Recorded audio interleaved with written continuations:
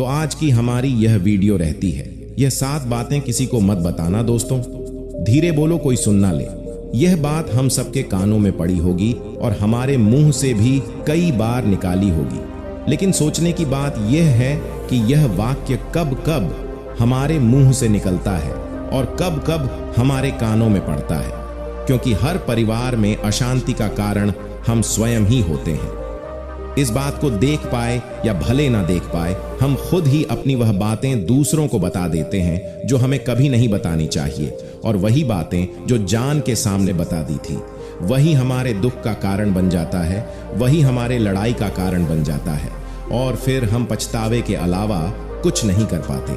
बाद में हमें पछतावा होता है, मेरी ही गलती हुई कि मैं जाने अनजाने में ये बात सभी को बता दी। इसीलिए आज की इस बौद्ध कहानी में आपको जो बातें मैं सुनने वाला हूं कि बात आपको भी बातें पता चलेगी जो आपको कभी किसी को नहीं बतानी चाहिए।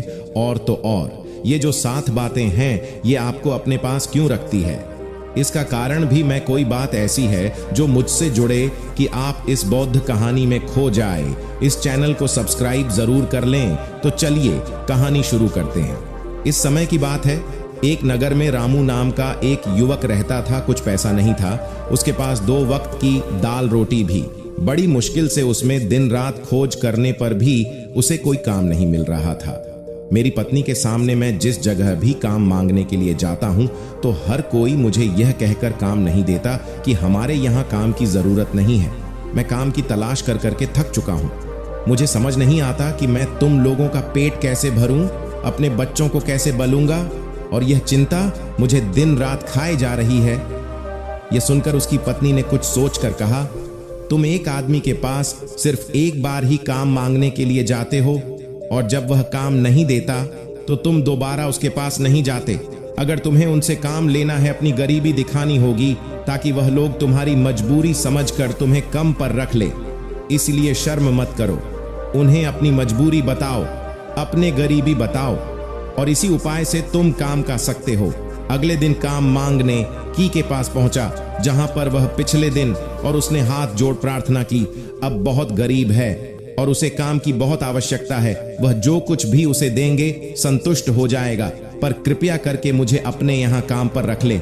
उसकी हालत देखकर उसे सेठ ने उसे अपने यहाँ काम पर रख लिया। वह रोज वहां पर काम पर जाने लगा। हम तो मिल गया वेतन, दूसरे लोगों से कम, इस बारे में उसने अपने सेठ से कहा।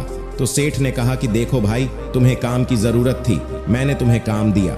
मेरा धन्यवाद करने की बजाय तुम मुझसे शिकायत कर रहे हो। ये कैसी एहसान फरामोशी है। इन पर चुप हो गया। पर सत्य तो यही था, मालिक अपने अनुसार ही वेतन देता था। मालिक कहते हैं, मैंने तुझे तेरे मजबूरी की इरादे से काम दिया था और मैं अपने अनुसार ही तुझे वेतन दूंगा।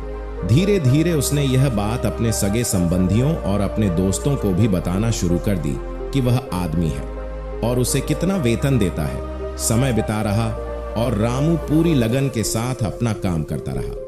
लेकिन अब परिस्थितियां बदलने लगी थी। सेठ अब रामू से दूसरे लोगों से ज्यादा काम लेता था, और उन बात रामू के मन को बहुत गलती थी। पर दूसरों से ज्यादा मेहनत कर रहा था और उनसे कम वेतन पा रहा था। वह बहुत गहरी चोट। धीरे धीरे उसकी मां अपने काम से हटने लगा। उसका मन काम में लगता ही नहीं था। बात है कि ऐसी जगह किसका मन लगेगा को अपने आत्मसम्मान के साथ समझौता करना पड़े। इसीलिए जल्द ही उसने अपना काम छोड़ दिया और वह घर पर आकर खाली बैठ गया और अपने दोस्तों से सहायता मांगनी शुरू की। लेकिन उसके दोस्त उसके सामने तो उसे दया का पात्र समझते थे, उसे दिलासा देते थे, उसको पैसे दे दे बस कर पाएगा, इसके पास कुछ है नहीं, पैसा कहां से लाकर देगा। रामू की है लत, तनाव में रहने लगा। वही तो उसके अपने होने का दिखावा करते थे। वह उसे दया का पत्र समझ रहे थे। उन्हें उसके ऊपर तरस आ रहा था। चांद तो बहुत देते थे लेकिन कोई शाह यत्था नहीं, और अक्सर ऐसा ही होता है, भूत मिल जाते हैं। लेकिन मदद करने वाले, उंगली पड़कर हाथ पकड़कर आगे चलने वाले कितने लोग मिलते हैं। फिर एक दिन उसे पता चला कि पड़ोस वाली गांव में एक बौद्ध भिक्षु आया हुआ है जो बहुत ही ज्ञानी है कि उसे कोई रास्ता नजर नहीं आ रहा था। इसीलिए जाने अनजाने में वह उसे बौद्ध भिक्षु के पास पहुंच जाता है। वहां पहुंचकर वह सीधे उनके पैरों में गिरकर रोने लग जाता है। वह सारी स्थिति बताता है। उसे बताता है कि किस तरह उसके सेठ ने उसका फायदा उठाया और उसके सगे संबंधी उसके साथ कैसा व्यवहार रखते हैं। भरी बातें सुनकर बौद्ध भिक्षु ने उसे चुप करते हुए कहा, बेटा, यह सारी समस्याएं तुम्हारी बुद्धिहीनता, तुम्हारी मूर्खता के कारण उत्पन्न हुई है। अगर तुम्हारे अंदर समझ होती और तुम समझदार होते, नहीं कर सकती थी के कारण अपनी मूर्खता के कारण खुद ही अपने रास्ते में कांटे बिछा दिए। परंतु आज मैं तुम्हें साथ ऐसी बातें बताने जा रहा हूं जो भूल कर भी मत बताना। पहली बात है अपनी मजबूरी। परंतु यदि आप हमारे चैनल पर नए आए हो तो हमारे चैनल को लाइक, सब्सक्राइब, शेयर अवश्य करें। दूसरी बात थी पूरी का दिखावा करके दूसरों का दया पत्र बनाकर उनकी सहायता लेने की गलती कभी मत करना। हो सकता है कि आज वह तुम्हारी मजबूरी देखकर तुम्हारी सहायता कर दे, लेकिन कल वह तुम्हारा फायदा उठाने से भी नहीं झुकेगा, और अगर फायदा भी नहीं उठाया तो दूसरों के सामने तुम्हारा मजाक बनाने में वह आदमी कभी नहीं झुकेगा।